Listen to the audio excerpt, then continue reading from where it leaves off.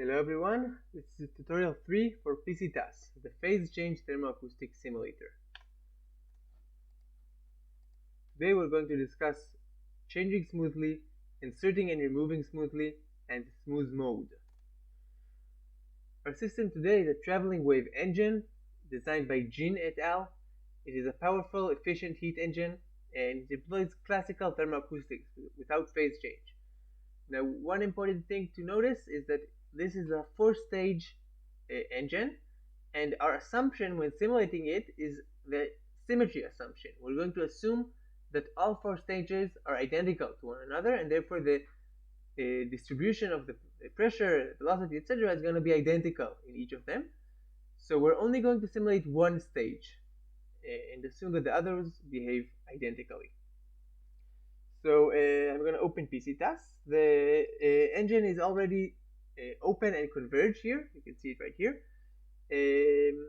And you can see the different components. There's first of all a duct, then 2 heat exchangers, and between them a generator. Afterwards there's a thermal buffer tube, and then an additional ambient heat exchanger. And afterwards there's a long section of the resonator, that's duct 2. Now the target here is called the loop end. This is a target designed specially for looped systems, and it helps impose periodic boundary conditions on the system. In this case, it imposes periodicity of the pressure, periodicity of the velocity, and a phase difference of the pressure and velocity, a 90 degrees phase difference.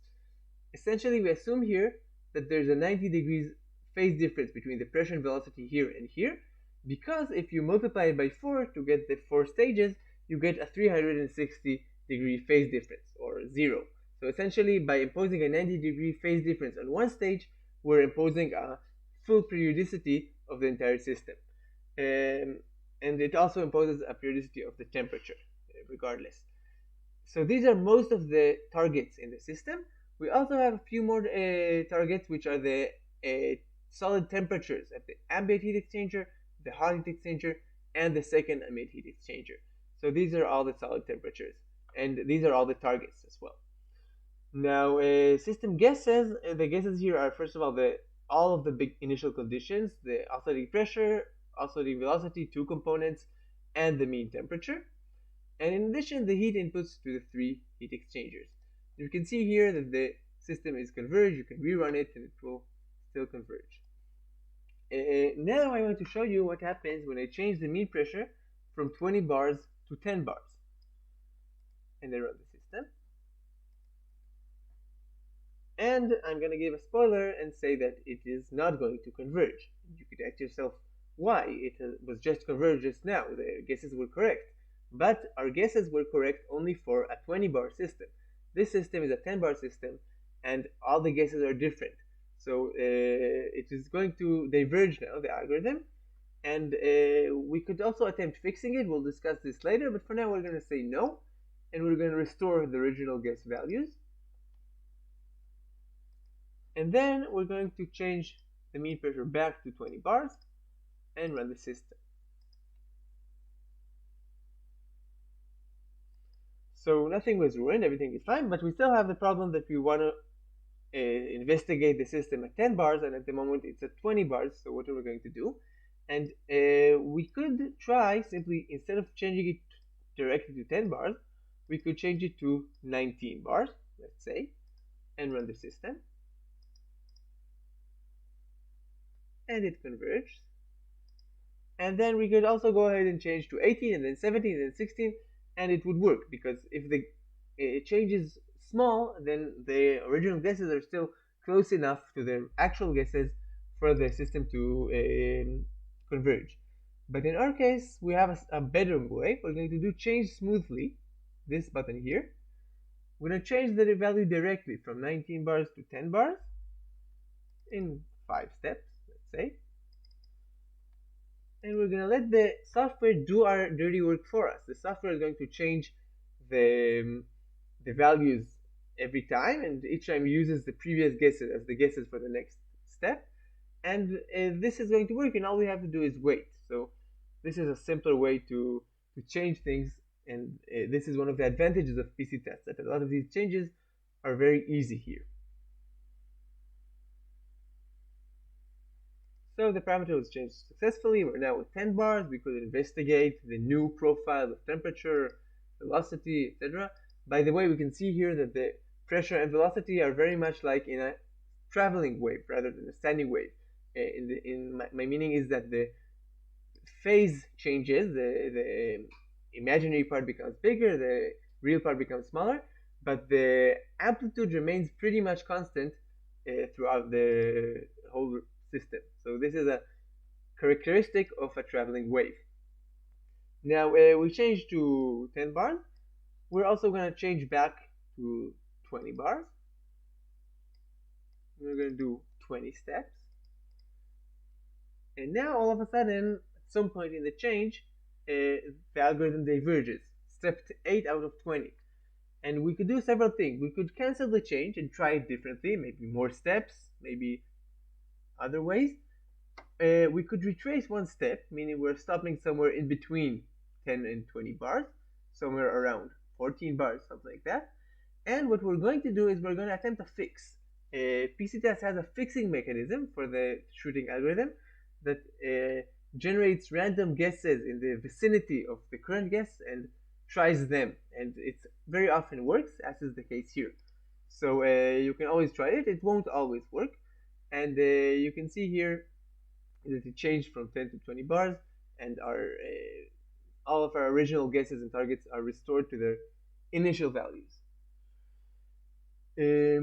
Now we changed the properties here. We can also change any component properties. For instance, we can change the length of this duct here. It's currently 1.5. We're going to change it to 1.4. We're going to do 5 steps.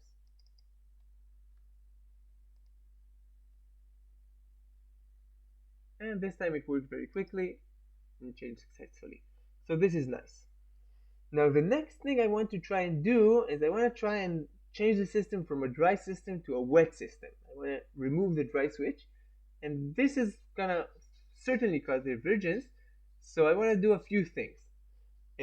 First of all, I'm going to change the mean pressure from 20 bars to 50 bars. Now the reason I'm doing this, and this is something you can always try and do, is you can, if you want to change from wet to dry mode, you can move to high pressures where the difference between the wet and dry modes is smaller. At high pressures, the concentrations are very small, so the influence of phase change is negligible. And in fact, at 50 bars, the simulations at the wet mode are not even reliable. But we're changing it like that to 50 bars just so we can change to the wet mode. And afterwards, we can change it back to 20 bars or some other number. So this is issue number 1. Issue number 2 is this component, the regenerator. The equations here are only valid at the dry mode, so we cannot change to wet mode as long as we have a regenerator in the system. So I want to replace the regenerator with a different component, and I'm creating this component here in the sandbox for now. I'm gonna name it, first of all, let's say rect, because it's rectangular. I'm gonna give it a length of 0.03. I'm gonna make it as similar as possible to the regenerator. So a length of 0.03. I'm gonna leave the diameter for now. I'm gonna change it afterwards to have the same area. I'm gonna give it y1 and y2 of 5 e minus 5 and 5 e minus 5, and porosity, I'm gonna leave it also like this for now. And now I'm also gonna change it through here. I'm gonna change the area and the solid area to match the area and solid area of the regenerator. So this one has an area of 0.0077 and solid area of 0.0022. 0.0022.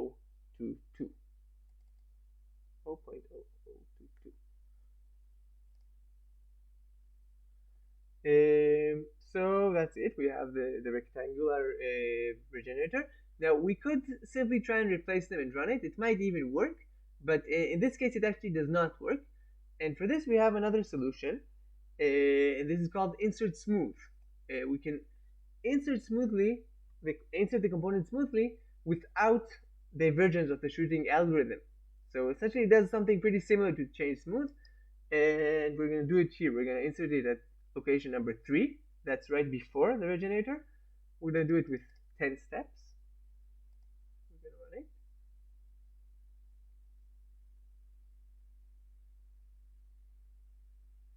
it. And whoops, it's inserted here.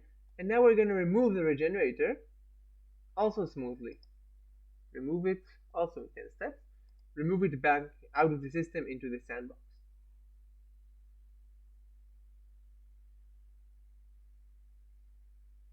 And it's right there in the sandbox. So now we have a system that is ready to change from dry to wet mode because the pressure is very high, so the change is going to be relatively easy. And we've removed the regenerator, which does not work in the wet mode. So what I'm going to do is I'm going to click on dry switch and click change smoothly and choose 100 steps. Now while it is changing, I want to stress something. You might notice here that everything seemed to magically work for me. All the changes worked well, and almost nothing diverged. And when it diverged, it was fixed. And you might think that it would be this easy when you work on your system as well, but it isn't. What I'm showing you here is after some trial and error and after some experience with the software. So when you begin working with the software, do not worry if you have some trouble, if you need several tries. If it doesn't converge in one way, you can try to converge in another. If it doesn't work with 10 steps, you can try 20, you can try 5, you can try 50. And as time goes by, you might get some intuition about how to do the changes in the best way. And now our change worked. We now have a wet traveling wave engine, and we can investigate its performance. We can investigate the fluxes in the heat exchangers and in the regenerator. And this is almost everything I want to show you. But there's one last thing, and that's the smooth mode. Smooth mode essentially makes the change smoothly redundant because it makes all the change happen in a smooth manner. So I'm going to turn the smooth mode on. You see that the color here is changed, so we know that we're in smooth mode. And now every change we do will be performed automatically in a smooth manner. So for instance, now we're changing from 50 bars back to 20, and it automatically occurs in a smooth manner.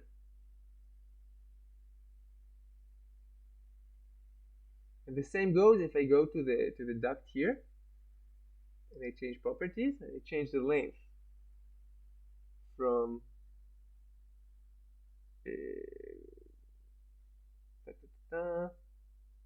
change the length from 1.4 to 1.4.15, for instance.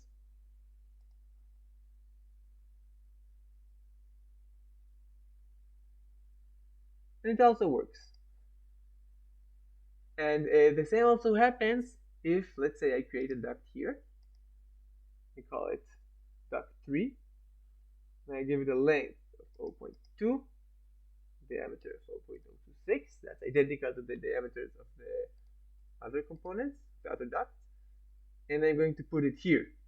So the insertion automatically occurs in a smooth manner. This is very helpful. When you work in smooth mode, you don't have to worry about divergence because all the changes occur smoothly. And that's it. That's all the features of PC-TAS for now. And I hope these tutorials will be helpful for you when you start your work with PC-TAS. There are also available example files which simulate this system, the refrigerator that we simulated previously, and other systems. So you're welcome to use them as sort of a starting point for investigating and designing your own systems with PC-TAS. Good luck and goodbye, everyone.